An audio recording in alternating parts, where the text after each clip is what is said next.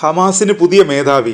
ഔദ്യോഗികമായി തന്നെ സംഘടന പുതിയ മേധാവിയെ പ്രഖ്യാപിച്ചിരിക്കുന്നു. യഹ്യ സിൻവറാണ് പുതിയ മേധാവി. ഹമാസ് മേധാവിയായിരുന്ന ഇസ്മായിൽ ഹനിയ ഇറാനിലെ തെഹ്റാനിൽ കൊല്ലപ്പെട്ടതോടെയാണ് യഹ്യ സിൻവർ പിൻഗാമിയായി എത്തിയത്. 61കാരനായ യഹ്യ സിൻവർ ഒക്ടോബർ 7 ആക്രമണത്തിന്റെ മുഖ്യ സൂത്രധാരനാണ്. ഇസ്രായേൽ രഹസ്യാന്വേഷണ വിഭാഗവുമായി ബന്ധമുള്ള പലസ്തീനികളെ കണ്ടെത്തുന്ന അൽ മജീദ് വിഭാഗത്തിന്റെ തലവനായിരുന്നു സിൻവർ. 2017 ഹമാസ് നേതാവായി സിൻവറെ തിരഞ്ഞെടുത്തത്. വർഷങ്ങളോളം ഇസ്രായേൽ തടവുകാരനായിരുന്ന യഹ്യ സിൻവർ ഇറാനുമായി അടുത്ത ബന്ധം പുലർത്തുന്നയാളുമാണ്.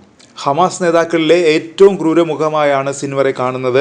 ഒക്ടോബർ 7 നടന്ന ഇസ്രായേൽ ആക്രമണം അന്നത്തെ മേധാവി ഇസ്മായിൽ ഹനിയ പോലും അറിയാതെയാണ് നടപ്പാക്കിയതെന്നും പിന്നീട് റിപ്പോർട്ടുകൾ വന്നു.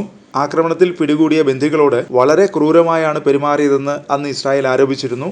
ഇത് സിൻവറിന്റെ നിർദ്ദേശപ്രകാരമാണെന്നും ഇസ്രായേൽ ആരോപിച്ചു. ഇതോടെ ഇസ്രായേലിന്റെ കണ്ണിലെ കരടായി സിൻവർ മാറുകയായിരുന്നു. നിലവിലെ സാഹചര്യത്തിൽ ഇസ്രായേൽ ഹമാസ് സംഘർഷം ഉടനെങ്ങും അവസാനിക്കില്ല. സിൻവറെ മേധാവിയാക്കി ഹമാസ് സംഘടനയുടെ നിലപാട് കൂടി പ്രഖ്യാപിക്കുകയാണ് എന്നും വിലയിരുത്തലുണ്ട്. വെടിനിർത്തൽ ചർച്ചകളോട് അനുകൂല നിലപാടാണ് ഇസ്മായിൽ ഹനിയ സ്വീകരിച്ചിരുന്നത്. സിൻവർ എത്തുന്നതോടെ വെടിനിർത്തൽ ചർച്ചകൾ തകിടം മറിയുമെന്നും വിലയിരുത്തുന്നു.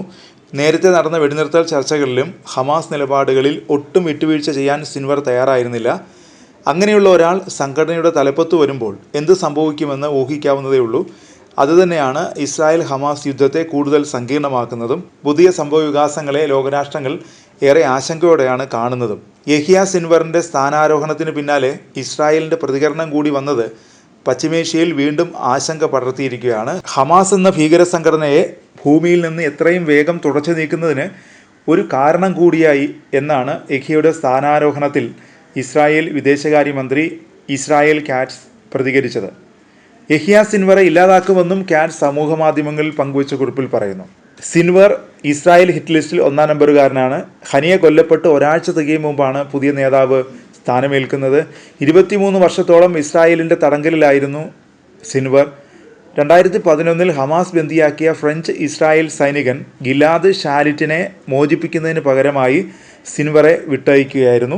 1962 ഈജിപ്തിൻ്റെ നിയന്ത്രണത്തിലായിരുന്ന ഹാൻ യൂനിസിലെ അഭയാർത്ഥി ക്യാമ്പിലായിരുന്നു സിൻവറിൻ്റെ ജനനം. ഗസയിലെ ഇസ്ലാമിക് യൂണിവേഴ്സിറ്റിയിൽ ഇസ്രായേലിൻ്റെ അധിനിവേശ വിരുദ്ധ പ്രവർത്തനങ്ങളിൽ ഏർപ്പെട്ടതിന് 1982 1985 സിൻവറിനെ അറസ്റ്റ് ചെയ്തിരുന്നു.